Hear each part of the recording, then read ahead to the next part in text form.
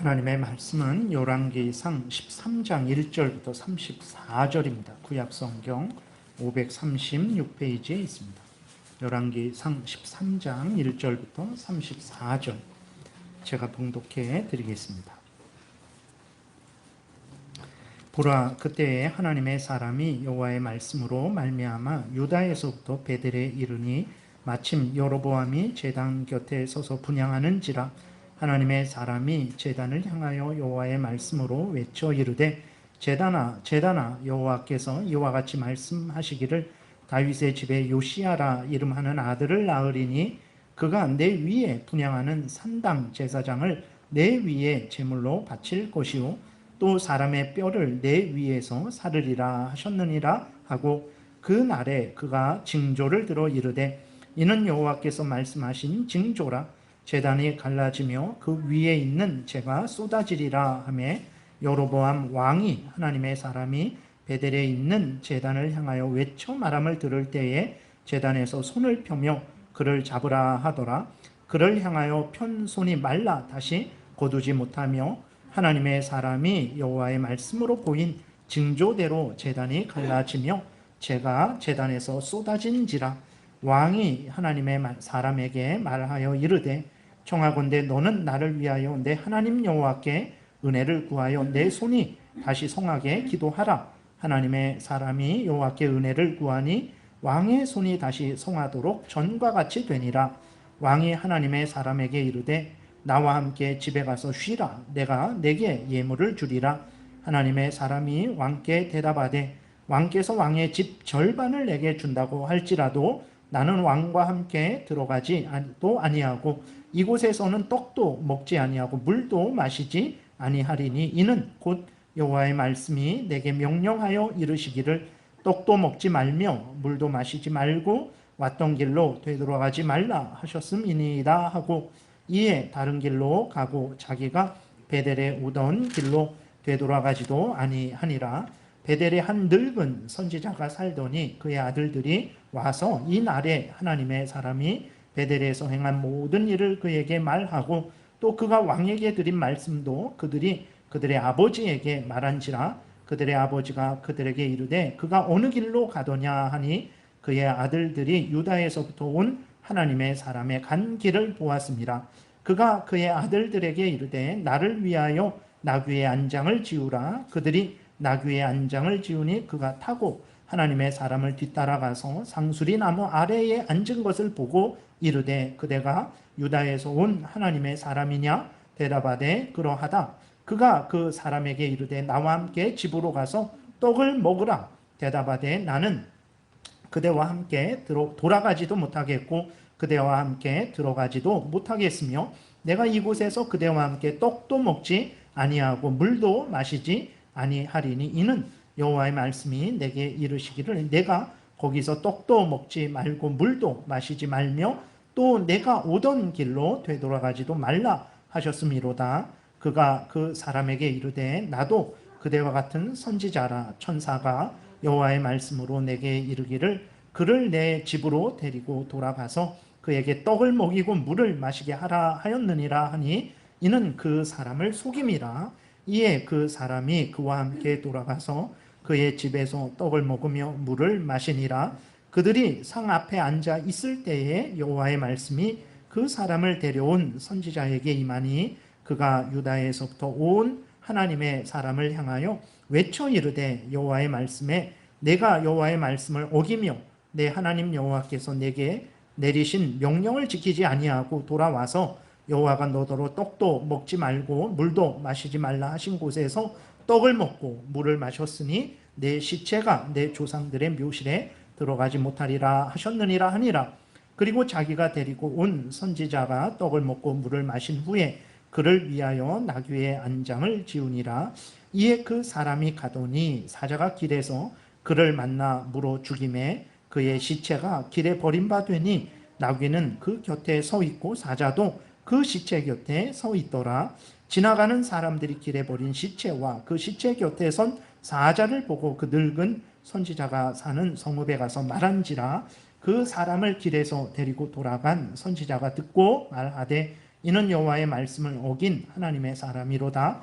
여호와께서 그에게 하신 말씀과 같이 여호와께서 그를 사자에게 넘기심에 사자가 그를 찢어 죽였도다 하고, 이에 그의 아들들에게 말하여 이르되 나를 위하여 나귀의 안장을 지우라. 그들이 안장을 지우매 그가 가서 본즉 그의 시체가 길에 버림바 되었고 나귀와 사자는 그 시체 곁에 서 있는데 사자가 시체를 먹지도 아니하였고 나귀를 찢지도 아니하였더라. 늙은 선지자가 하나님의 사람의 시체를 들어 나귀에 실어 가지고 돌아와 자기 성읍으로 들어가서 슬피 울며 장사하되 곧 그의 시체를 자기의 묘실에 두고 오라. 내 형제여 하며 그를 위하여 슬피 우니라. 그 사람을 장사한 후에 그가 그 아들들에게 말하여 이르되 내가 죽거든 하나님의 사람을 장사한 묘실에 나를 장사하되 내 뼈를 그의 뼈 곁에 두라. 그가 여호와의 말씀으로 베델에 있는 제단을 향하고 또 사마리아 성읍들에 있는 모든 산당을 향하여 외쳐 말한 것이 반드시 이룰 것임이니라.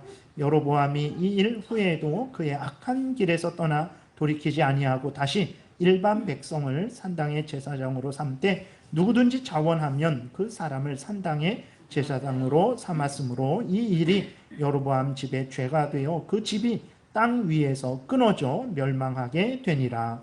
아멘. 기도드리겠습니다. 살아계신 하나님 감사합니다.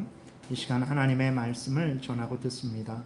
성령께서 역사하셔서 우리를 향한 하나님의 뜻을 잘 깨달아 알고 그대로 믿고 따라서 하나님의 영광을 드러내며 많은 사람들을 유익하게 하며 또 우리도 하나님이 주시는 크신 은혜를 늘 누리게 도우소서.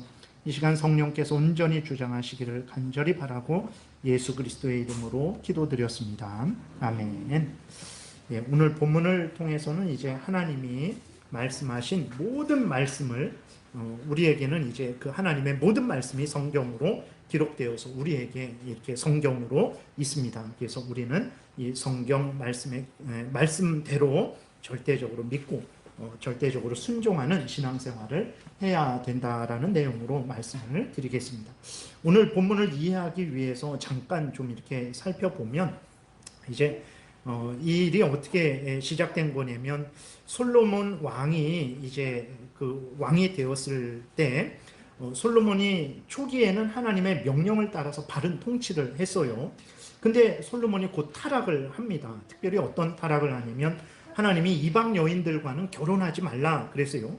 여러분들 그리스도인들은 이제 그리스도인들과 결혼해야 됩니다. 이것을 이제 젊은 사람들은 아주 마음에 분명하게 새기시고 또 미리 준비하시기 바랍니다. 기도로 이방 여인들과 결혼하지 말라라는 하나님의 명령을 솔로몬이 듣지 않았어요. 그리고 어떻게 했냐면 이방 여인들과 결혼했습니다. 한두 명과 결혼한 게 아니고 바로 왕의 딸과 결혼한 이후로 후궁을 700명을 두었고 첩을 300명이나 뒀어요. 그러니까 뭐 1000명이랑 그렇게 결혼을 한 거예요. 문제는 또 무엇이냐면 솔로몬이 이 이방 여인들이 섬기는 우상을 또 따라 섬겼다라는 거예요. 하나님만 섬기라고 하나님께서 솔로몬에게 직접 2번이나 나타나셨어요. 2번이나 나타나셔서 우상을 섬기지 말아라 라고 하나님께서 경고하셨는데도 불구하고 솔로몬은 하나님의 명령을 지키지 않았습니다. 이 죄악에 대해서 하나님이 이제 형벌하시는데 어떤 형벌을 주시냐면 솔로몬의 아들 르호보암 왕 때에 하나님께서 이스라엘 나라를 두 쪽으로 나누세요. 그래서 솔로몬이 있고 솔로몬의 아들 르호보암 왕 때에 하나님께서 이스라엘 나라를 두 쪽으로 나누십니다. 그래서 남쪽 두 쪽으로 나눠서 남쪽 유다라 그리고 북쪽 이스라엘이라 그래요. 그래서 남쪽 유다는 이제 솔로몬의 아들 르호보암 왕에게 다스리도록 해요. 그래서 남쪽 유다는 유다 지파하고 베냐민 지파가 주류를 이루고 북쪽 이스라엘은 10지파, 나머지 10지파가 주류를 이룹니다. 그래서 그 나머지 10지파를 누구에게 주냐면 오늘 본문에 나오는 여로보암에게 솔로몬의 신하였는데 이 여로보암에게 북쪽 10지파를 줍니다. 그리고 하나님이 그 여로보암 왕에게 특별히 뭐라고 약속을 하시냐면 내가 너에게 10지파를 주어서 너를 왕으로 삼을 텐데 너가 다윗과 같이 하나님을 경외하고 하나님의 말씀대로 통치하면 내가 다윗과 같이 너를 복되게 하겠다. 내가 다윗 왕조를 견고하게 세우는 것처럼 너의 왕조를 견고하게 세워주시겠다라고 하나님이 특별히 여로보암에게 이런 약속을 하세요. 어떻게 됐겠습니까? 여로보암이 하나님의 약속을 의심하죠. 불신합니다. 왜 그러냐면 이게 이스라엘이 두 쪽으로 나뉘어졌지만 예루살렘 성전은 예루살렘 남쪽 유다에 있거든요. 그러니까 그 구약 때에는 하나님께서 반드시 제사를 드릴 때에는 성전에서만 제사 드리라 그랬어요. 그러니까 북쪽 이스라엘 사람들이 절기 때가 되면 어떻게 해야 되냐면 남쪽 유다로 와야 되는 거예요. 그러니까 예를 들어서 북한에 있는 사람들이 명절 때가 되면 남한으로 와야 되는 거예요. 그게 하나님의 뜻인 거예요. 그렇게 되면 상식적으로 생각할 때 아니 이렇게 계속해서 남쪽 유다에 왔다 갔다 하게 되면 그 이스라엘 백성들이 자기를 버리고 남쪽 유다로 다 돌아가지 않을까 하는 그러한 생각이 든 거예요. 하나님은 분명히 말씀을 하셨어요. 걱정하지 말고 두려워하지 말아라. 너가 다윗처럼 나를 경외해라. 내 명령 따라 북쪽 이스라엘을 다스려라. 그럼 내가 북쪽 이스라엘을 견고하게 해주겠다. 너를 복되게 해주겠다라고 하나님이 그렇게 약속을 하셨는데도 이 여로보암은 의심이 든 거예요. 과연 그렇게 하실까? 보이지도 않고 하나님의 음성이 들리지도 않고 이스라엘 백성들은 남쪽으로 왔다 갔다 해야 되는 것이고 그렇게 되니까 불안하게 되는 거죠. 어떻게 합니까? 여로보암이 하나님의 약속을 버립니다. 하나님의 약속을 버리고 또 하나님이 명령하신 제사법도 버려요. 하나님은 반드시 그 레위 제사장을 세워서 예루살렘 성전에서 이렇게 저렇게 제사드리라고 명령하셨는데 그 법을 다 폐지합니다. 그리고 남쪽으로 못 가게 막아버려요. 막아버리고 어떻게 하냐면 대신 북쪽의 끝에 단이라는 곳에 그 다음에 남쪽 북쪽의 끝 아래에 이제 베델이라는 곳에 황금 송아지를 만들고 산당을 임시 제단을 세우는 거죠. 거기서 제사드리라는 거예요. 절대 그러면 안 됩니다. 하나님은 반드시 예루살렘에서 제사 드리라고 했는데 여로보암이 하나님의 그 법도 다 바꿔버리는 거예요. 그리고 절기도 하나님이 명령하신 그 절기를 다 폐지하고 자기가 만든 절기 때에 그렇게 제사를 드리게 합니다.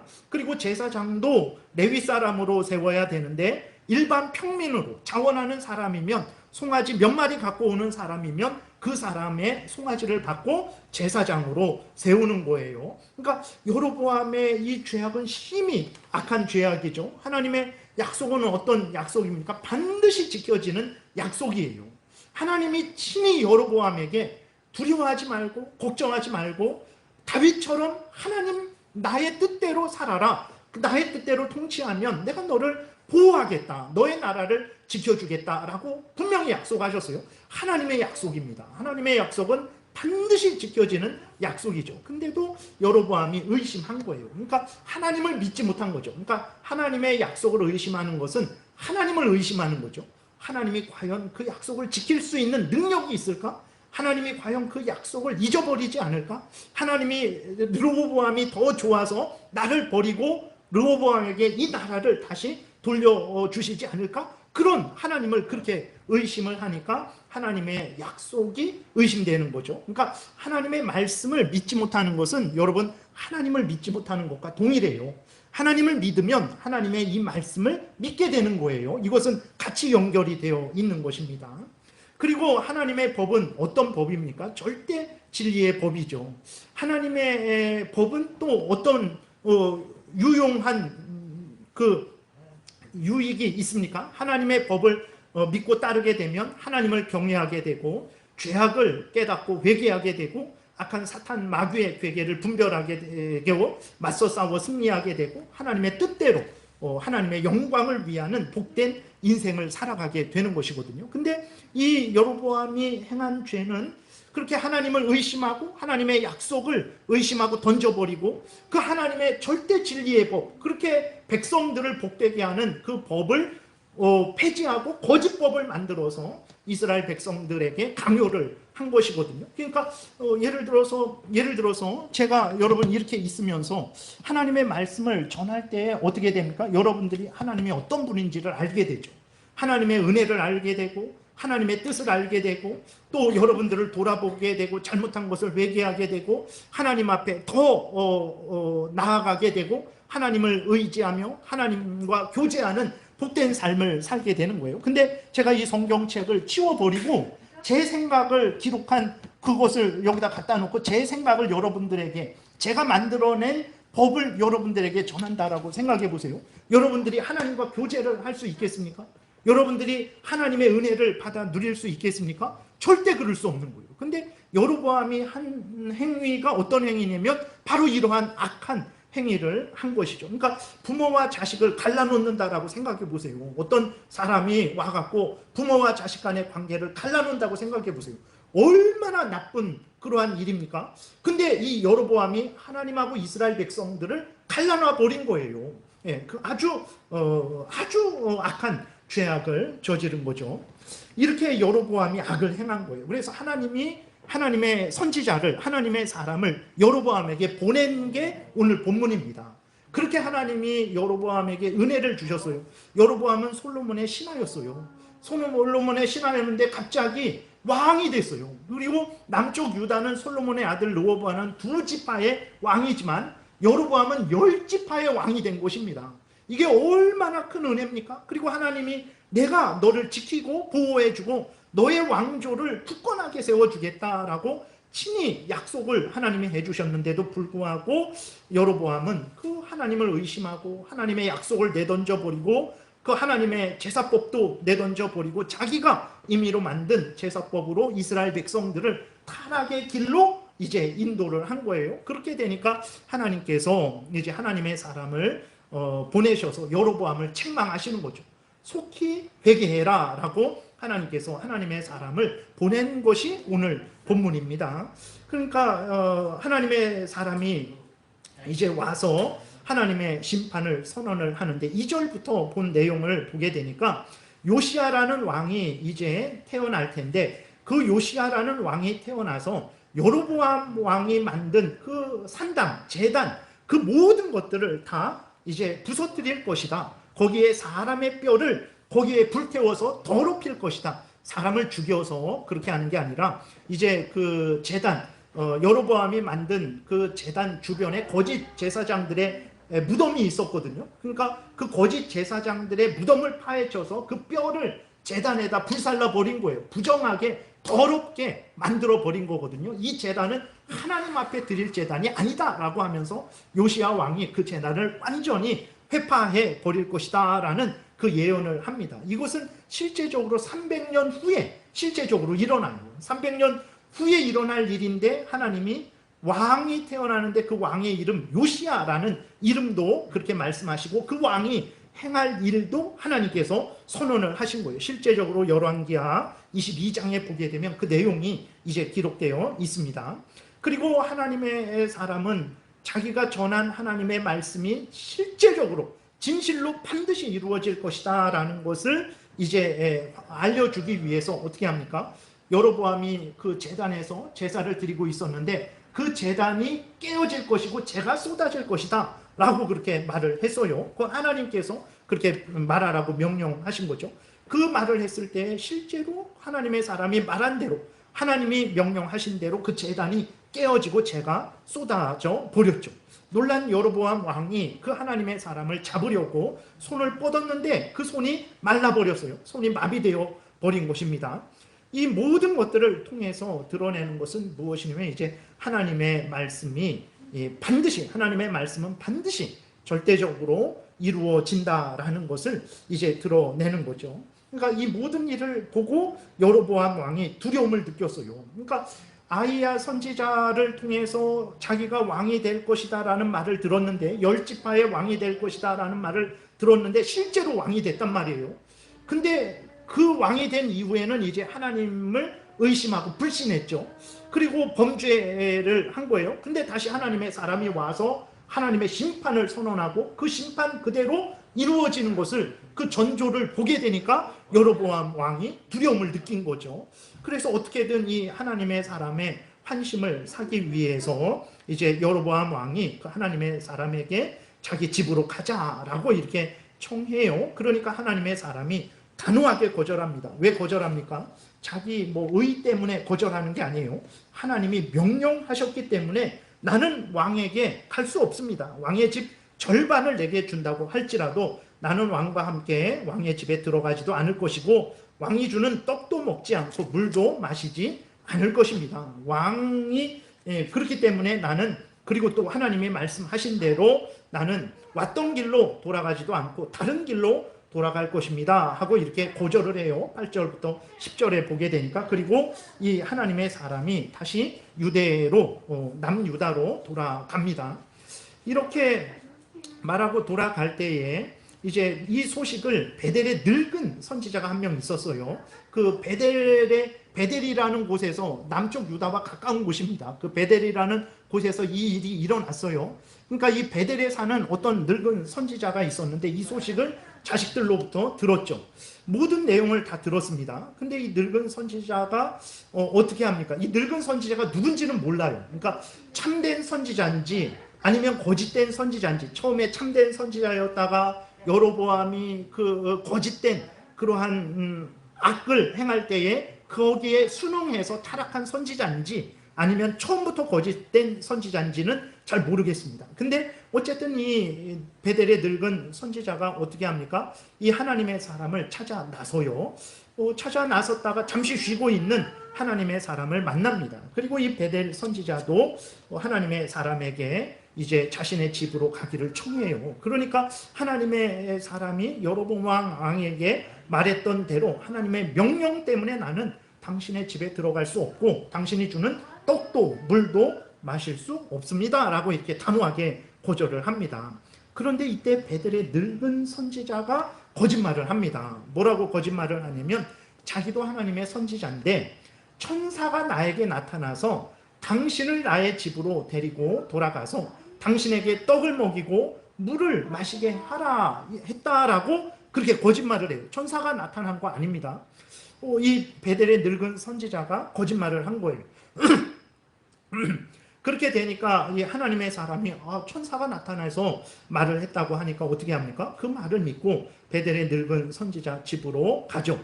그리고 떡을 먹고 물을 마셔요. 그때 하나님의 심판의 말씀이 그 늙은 선지자, 거짓말한 선지자에게 임하는 거예요. 놀랍죠?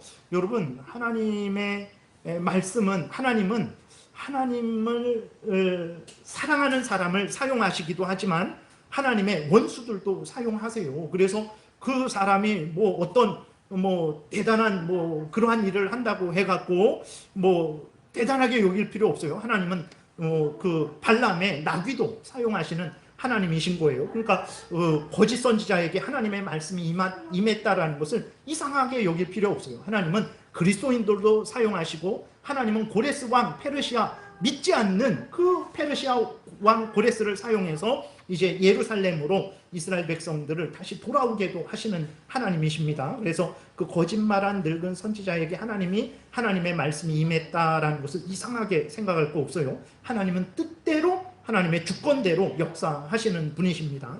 그래서 그 하나님의 심판의 말씀이 늙은 선지자에게 임하죠. 그 20절에, 오늘 20절에 보게 되니까 이렇게 기록되어 있습니다.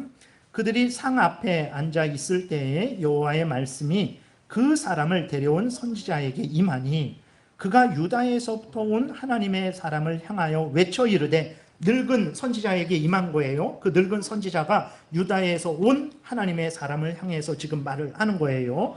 여호와의 말씀에 내가 여호와의 말씀을 어기며 내 하나님 여호와께서 내게 내리신 명령을 지키지 아니하고 돌아와서 여호와가 너더러 떡도 먹지 말고 물도 마시지 말라 하신 곳에서 떡을 먹고 물을 마셨으니 내 시체가 내 조상들의 묘실에 들어가지 못하리라 라는 하나님의 심판의 말씀이 그 유다에서 온 하나님의 사람에게 임한 거예요. 무섭죠?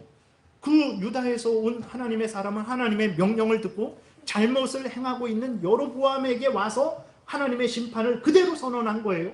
그리고 하나님의 명령대로 그대로 돌아간 것입니다. 근데 그 베델의 늙은 선지자가 와서 속인 거예요. 그 천사가 나타나서 말했다고 하니까 그 유다에서 온 그 하나님의 사람이 베델의 늙은 선지자에게 속은 거예요.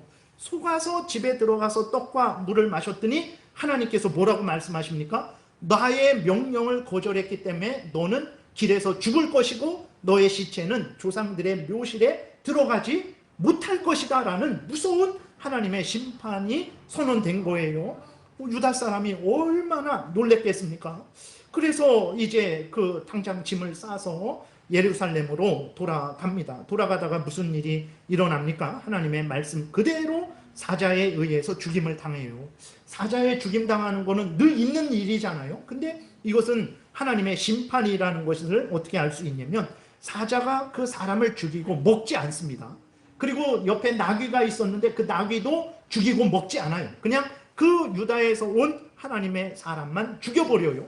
그리고 그 곁에 지키고 서 있는 거예요. 이것은 하나님이 말씀하신 심판이다라는 것을 분명하게 드러내고 있는 거죠. 아직까지 솔로몬에 대해서 또 르호보암에 대해서는 말씀 안 드렸지만 르호보암도 역시 하나님의 말씀대로 믿고 따르지 않았습니다. 그 다음에 또 여로보암 왕도 하나님의 말씀대로 믿고 따르지 않았죠. 그리고 하나님의 사람도 처음에는 이제 하나님의 명령에 순종했어요. 그러나 유다로 돌아올 그때까지 하나님의 명령에는 순종하지 않았죠. 그리고 베델의 늙은 선지자도 자식들이 그 하나님의 말씀을 전했어요. 하나님이 떡도 먹지 말고 물도 마시지 말고 왔던 길로 돌아가지도 말고 다시 유다로 돌아오라고 그렇게 말을 했다라는 것을 그 베델의 늙은 선지자들도 자식에게 들었습니다. 그리고 하나님의 사람에게도 들었어요. 근데 이 베델의 늙은 선지자도 하나님의 말씀대로 믿고 따르지 않은 거죠. 오늘 본문을 통해서 하나님이 드러내시는 것은 무엇입니까? 하나님의 말씀을 이렇게 하나님의 사람들조차도 솔로몬 왕조차도 르호보암 왕조차도 여로보암조차도 하나님이 보낸 선지자조차도 그리고 베델에 있는 늙은 그 악한 선지자조차도 모두가 다 하나님의 말씀을 믿고 따르지 않고 있다라는 이 악함, 인간의 이 악함을 하나님께서 분명하게 드러내고 있는 거예요. 우리는 오늘 우리가 믿는 하나님의 말씀에 대해서 우리는 어떠한 마음과 태도를 가지고 있습니까? 우리가 믿고 있는 이 성경 말씀이 절대적인 하나님의 말씀이라는 것을 여러분들은 분명하게 믿고 있습니까? 우리가 신앙생활, 교회생활 할 때에도 우리가 직장생활, 가정생활, 모든 삶을 살아갈 때에도 이 살아계신 하나님의 말씀대로 성경에서 알려주신 대로 그대로 믿고 따라야 된다라는 것을 여러분들은 분명하게 마음에 새기고 있습니까? 아니면 적당히 믿다가 그렇게 유대에서 온 선지자처럼 하나님의 말씀을 심판을 선언했고 이제는 선언했으니까 거의 유다 땅에 돌아올 때가 얼마 안 남았어요. 조금만 가면 유다 땅인데 그 정도 남았을 때에는 적당히 살아도 된다라고 생각을 하고 있습니까? 아니면 솔로몬처럼 초기에는 그렇게 하나님의 명령에 순종하다가 어느 정도 지나면 내 마음대로 살아도 되지라는 그러한 생각을 하고 있지는 않습니까? 우리는 그러한 생각들, 솔로몬의 그러한 마음과 태도, 여로보암 왕의 그러한 마음과 태도, 그 다음에 하나님의 사람의 그러한 마음과 태도, 그 다음에 늙은 선지자의 마음과 태도는 하나님이 아주 미워하시고 하나님이 우리에게 원하시는 뜻이 아니라는 것을 우리는 분명히 마음에 새기고 새겨야 됩니다. 우리는 그럴 수 있어요. 오늘 본문을 접하면서 그래도 유다에서 온 선지자는 억울한 거 아닙니까? 그렇게 하나님의 말씀대로 하나님의 심판을 선언하고 돌아오다가 베델에 있는 그 늙은 선지자에게 속은 거 아닙니까? 근데 왜 그 사람을 그 유다에서 온 선지자를 악하다라고 그렇게 말합니까? 이러한 생각이 들 수 있어요. 그것은 악한 거예요. 솔로몬 왕도 처음에는 하나님의 뜻대로 살다가 이런저런 이유로 그럴듯한 이유입니다. 그럴 수밖에 없는 이유들이 한두 개였겠습니까? 그렇게 되니까 솔로몬 왕도 그 솔로몬 왕이 정욕에 눈이 멀어서 1000명의 부인을 두는 사람이겠습니까? 물론 그런 것도 있겠지만 그러나 또 한편으로는 이제 그렇게 혼인 관계를 통해서 주변 나라들과의 화목을 유지하기 위해서 이스라엘 나라를 위해서 자기가 이방 나라의 사람들하고 그렇게 결혼하고자 한 그러한 선한 뜻도 있을 거예요. 그러나 중요한 것은 무엇이냐면 그럴듯한 이유였지만 하나님의 명령을 어긴 거죠. 그건 악한 일이에요. 유다에서 온 선지자가 하나님의 그 명령을 어긴 것이 이제 그 베델에서 온 거짓 선지자에 의한 것일지라도, 그러나 그 악함은 변명을 할 수가 없어요. 첫 번째로 왜 그러냐면 하나님의 유다에서 온 하나님의 사람이, 그 사람에게 하나님이 충분히 말씀하셨어요. 하나님이 분명히 말씀하셨습니다.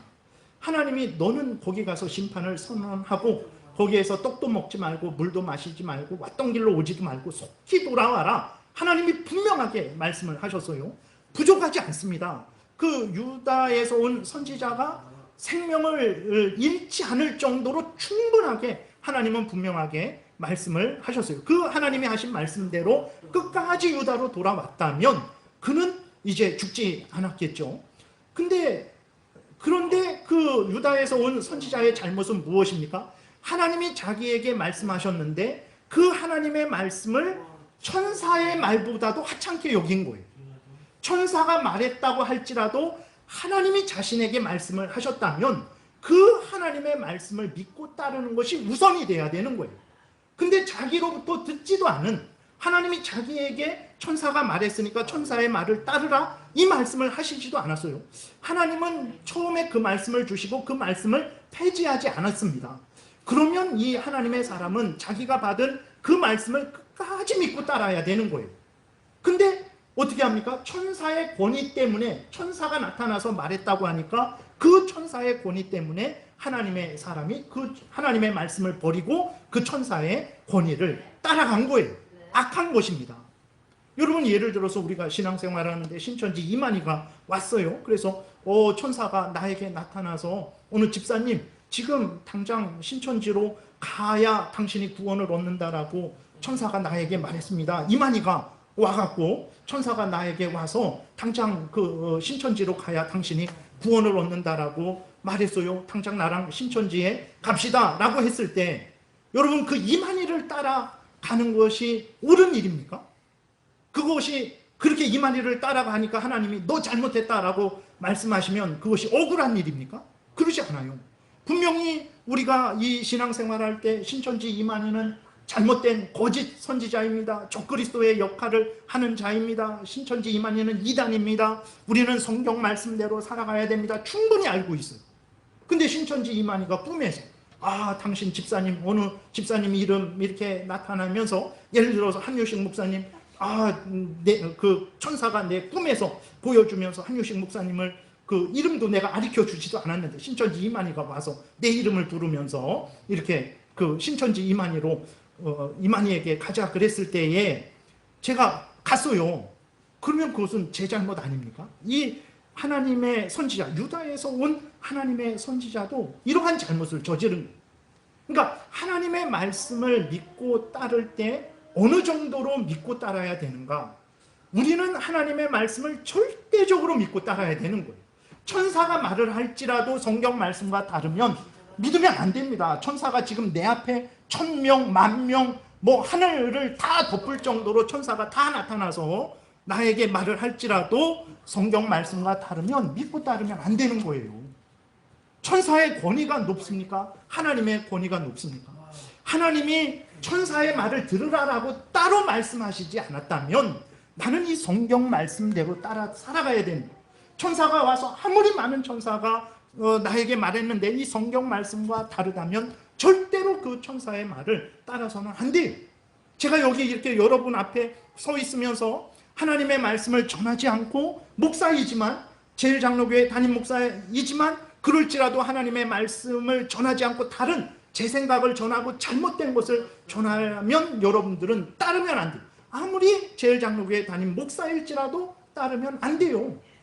부모가 하나님의 말씀과 다른 것을 말하고 다르게 행하라고 말할지라도, 부모일지라도 따르면 안 돼요. 당연히 부모를 공경해야 됩니다. 그러나 주 안에서 공경해야 돼요. 하나님께서 우리에게 뭐라고 말씀을 하십니까?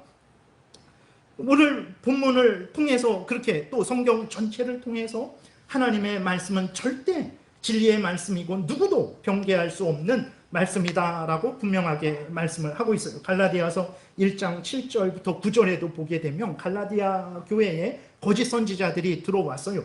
예수 그리스도를 믿어야 구원을 얻는다라고 바울이 전했는데 거짓 선지자들이 나중에 들어와서 예수 그리스도만을 믿어서 구원 얻지 못하고 부족하니까 할례도 행해야 이 두 가지가 있어야 구원을 얻는다라고 복음을 변개시켰어요. 그 복음을 바꾸어 버렸습니다. 이에 대해서 바울이 이렇게 하나님의 성령으로부터 영감을 받고 이렇게 말을 합니다. 다른 복음은 없나니 다만 어떤 사람들이 너희를 교란하여 그리스도의 복음을 변하게 하려 함이라. 그러나 우리나 혹은 하늘로부터 온 천사라도 우리가 너희에게 전한 복음 외에 다른 복음을 전하면 저주를 받을지어다. 우리가 전에 말하였거니와 내가 지금 다시 말하노니 만일 누구든지 너희가 받은 것 외에 다른 복음을 전하면 저주를 받을 것이다 그랬어요. 하나님은 분명히 성경에 말씀하셨어요. 하나님의 말씀하신 대로 믿고 따르지 않으면 저주를 받을 것이다 그랬어요. 천사일지라도 누구일지라도 12사도 중에 한 사람 베드로일지라도 하나님이 하신 말씀과 다른 말을 전하면 저주를 받는 거예요. 누구든지 하나님의 말씀과 다른 말씀을 전하면 저주를 받는 거예요. 하나님의 유다에서 온 하나님의 사람은 자기가 들은 하나님의 말씀이 있는데 거짓 선지자가 속인단 말이에요. 그러면 그 하나님의 말씀의 근거에서 이것을 판단해야 되는데 속이는 말의 근거에서 하나님의 말씀을 판단한 거예요. 순서가 뒤바뀐 거예요. 그러니까 어떻게 합니까? 결국은 하나님께서 그 하나님의 선지 사람에게 심판을 선언을 하신 거예요. 신명기 12장에도 보게 되면 이렇게 말씀하고 있어요. 내가 너희에게 명령하는 이 모든 말을 너희는 지켜 행하고 그것에 가감하지 말라. 하나님이 처음부터 이것은 갈라디아서는 신약이니까 아닙니다. 처음부터 하나님은 구약 때에도 신약 때에도 창세기부터 계시록까지 가감하지 말아라. 있는 그대로 믿고 따르라. 하나님이 수없이 말씀을 하십니다. 계시록 22장 18절에서도 내가 이 두루마리의 예언의 말씀, 이것은 계시록을 의미하고 요한계시록이 맨 끝에 있죠. 맨 끝에 있기 때문에 창세기부터 계시록까지 전체 성경도 의미하는 거예요. 내가 이 두루마리의 예언의 말씀을 듣는 모든 사람에게 증언하노니 만일 누구든지 이것들 외에 더하면 하나님이 이 두루마리에 기록된 재앙들을 그에게 더하실 것이요 만일 누구든지 이 두루마리의 예언의 말씀에서 제하여 버리면 하나님이 이 두루마리에 기록된 생명나무와 및 거룩한 성에 참여함을 제하여 버리시리라. 하나님이 분명하게 말씀을 하고 있어요. 근데 솔로몬도 보세요. 하나님이 그렇게 명령하셨어요. 다윗을 통해 명령하셨고 또 친히 하나님이 솔로몬에게 2번 나타나셔서 명령하셨어요. 근데 하나님의 명령을 가볍게 들었죠. 우습게 듣고 자기 뜻대로 행했어요. 여로보암도 보세요. 여로보암 왕에게 10나라를 줬어요. 여러분 갑자기 하나님이 나타나셔서 여러분을 대한민국의 왕으로, 대통령이 아니라 5년 있다 끝나는 대통령이 아니라 왕으로 삼고 너의 후손들을 계속해서 왕으로 삼겠다 하신다면 그게 얼마나 큰 복입니까? 그 큰 복을 받았어요. 근데도 여로보암이 어떻게 했습니까? 하나님의 말씀을 우습게 생각했어요. 가볍게 생각했어요. 자기만도 못하게 생각했어요. 하나님이 지켜줄 수 있을까?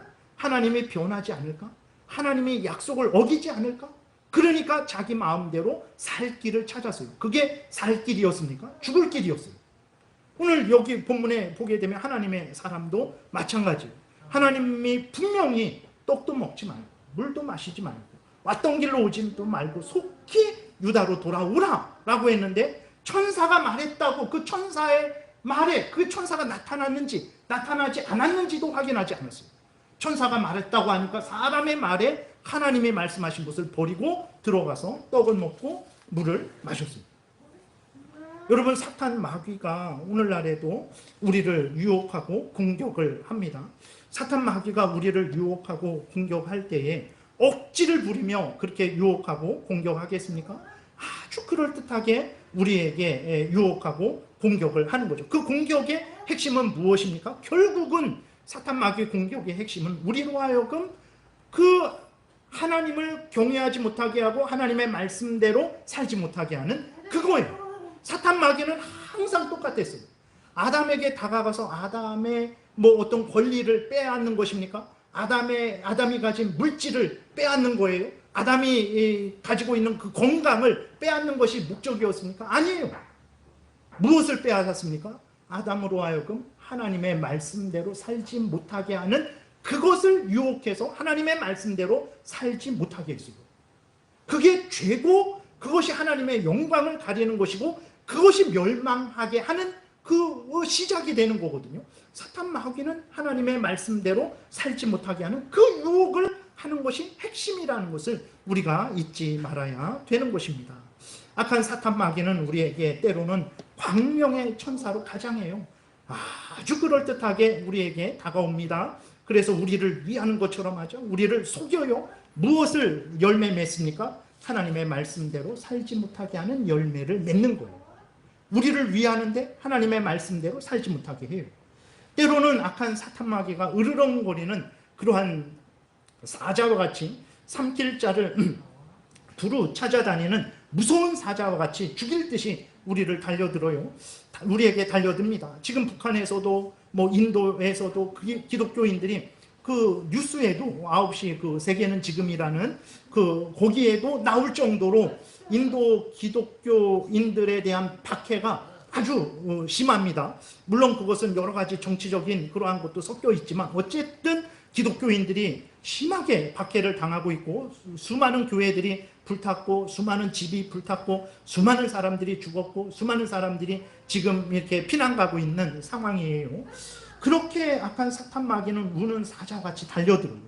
왜 그렇습니까? 거기에서 이 정치적인 문제는 이렇게 주도권을 잡는 부족, 이 주도권을 다른 부족에게 주고, 또 그렇게 되면 땅을 이렇게 관리할 수 있고, 여러 가지 그러한 문제가 있는데, 그것들은 핵심이 아니에요. 그러한 방식을 통해서 결국은 기독교인들로 하여금 하나님을 경외하고 하나님의 말씀대로 살지 못하게 하는 거예요. 바른 신앙생활을 하지 못하게 하는 그러한 핍박을 하는 거예요. 그러니까 오늘 본문에 그 베델에 있는 선지자가 아들들로부터 하나님이 말씀하신 것을 들었단 말이에요. 그럼 들었으면 선지자를 그냥 가게 내버려 둬야 돼요. 근데 왜 쫓아갑니까? 쫓아가서는 또 거짓말을 해요. 하나님의 말씀을 아들들로부터 들었는데도 다시 집으로 가자 그래요. 거절을 하니까 천사가 내게 왔다라는 그 거짓말을 하면서 이 하나님의 사람을 끌고 가요. 악한 사탄 마귀의 괴계가 함께 있는 거죠. 하나님의 뜻을 거역하게 하는 거예요. 하나님의 영광, 하나님의 뜻대로 살지 못하게 하는 거예요. 이것이 악한 사탄 마귀의 이제 유혹의 핵심이죠. 사탄 마귀는 우리에게 광명의 천사로 다가오든지 아니면 우는 사자와 같이 달려들면서 그 핵심은 우리로 하여금 성경이 말하는 대로 살지 않게 하는 거죠. 성경이 말하는 대로 하나님을 영화롭게 하지 못하게 하는 거예요. 성경과 다르게 자신의 탐욕을 위해서 살게 하는 것입니다. 사탄은 또 성경에서 말하는 대로 우리에게 다가와서 성경에서 말하는 대로 우리로 하여금 하나님으로 인해 즐거워하게 하는 것이 아니라, 하나님을 즐거워하게 하는 것이 아니라 성경과 다르게 세상으로 인해, 물질로 인해, 지위 권세로 인해 그것을 제일로 즐거워하게 하는 거예요. 우리가 물질이 있을 때, 지위 권세를 얻었을 때, 질병이 났을 때 즐겁죠. 즐거워하시기 바랍니다. 감사하시고 기뻐하시고 하나님께 영광을 돌리시기 바랍니다. 그걸 나쁘다라고 말하는 게 아니라 제일 되는 것, 그것은 제2, 제3, 제사 되는 거예요. 내가 이 땅에 살아가면서 하나님이 내 질병을 낫게 해주시지 않는 경우를 우리는 많이 보지 않습니까? 내가 여전히 질병을 달고 있기도 하고, 그 질병으로 인해서 우리 주변에 보게 되면 참으로 더 살아서 하나님의 영광을 드러내야 되는 그 좋은 성도들도 일찍 죽는 경우를 우리가 많이 보지 않았습니까? 그러니까 중요한 것은 질병이 낫는 것이 그게 제일 되는 건 아니에요. 인간에게 있어서 제일 되는 것은 무엇이냐면 하나님을 영화롭게 하고 하나님을 즐거워하는 거예요. 우리가 물질로도 즐거워할 수 있고 지위 권세로도 즐거워할 수 있습니다. 우리가 모든 것으로 이 땅의 자연 것들을 보면서 즐거워할 수 있어요. 그건 당연한 거예요. 그런데 사탄 마귀는 바꿔버리는 거예요. 제일 되는 것을 제2, 제3으로 돌려버려요. 제2, 제3 되는 것을 제1로 돌려버리는 거예요. 하나님을 기뻐하는 것보다 돈을 더 기뻐하게 합니다. 돈 때문에 하나님을 버리게 해요. 돈 때문에 하나님의 말씀대로 살지 못하게 해요. 그게 얼마나 큰 유혹입니까? 세상이 견고하게 그렇게 형성되어 있어요. 그래서 세상에서 하나님의 뜻대로 살라라고 말하지를 않습니다. 우리가 세상에서 살다 보면 그리스도인으로서 하나님을 영화롭게 하고 영원토록 하나님을 즐거워하는 것이 내 본분이다라는 것을 늘 의심하게 돼요. 정말 그런가? 왜냐면 세상에서는 다 그렇게 세상 것들을 자랑하고 그것이 인간의 본분이다라고 그렇게 아주 견고하게 모든 사람들이 텔레비를 틀면 뉴스를 들으면 신문을 보면 다 그것을 말하고 있어요. 그렇게 되니까 내가 이렇게 사는 게 옳은 일인가? 의심을 하게 되는 거죠. 그 정도로 견고하게 악한 사탄 마귀와 그 무리들이 아주 정치적으로, 경제적으로, 사회 문화적으로 아주 견고한 진을 형성해서 우리 그리스도인들로 하여금 하나님을 경외하고 하나님의 뜻 따라 살아가지 못하게 하는 유혹을 지금도 하고 있는 거죠. 사탄의 유혹에 많은 사람들이 넘어졌어요. 솔로몬도 넘어졌죠. 여로보암 왕도 넘어졌죠. 그 여로보암 왕은 이러한 놀라운 무서운 그런 하나님의 심판에 그걸 들었겠죠. 자기에게 심판을 선언했던 하나님의 사람이 가다가 베델에 있는 선지자에게 집에 들어갔다가 길거리에서 사자에게 죽었다라는 소식을 들었겠죠. 근데도 어떻게 합니까? 33절에 보게 되면 여전히 악한 일을 회개하지 않고 계속해서 악한 일을 했어요. 그 하나님의 선지자도 넘어졌어요. 그 베델의 선지자도 넘어졌어요. 그러한 유혹이 그때에만, 지금부터 약 한 3000년 전의 일이거든요. 3000년 전에만 있습니까? 그러지 않습니다.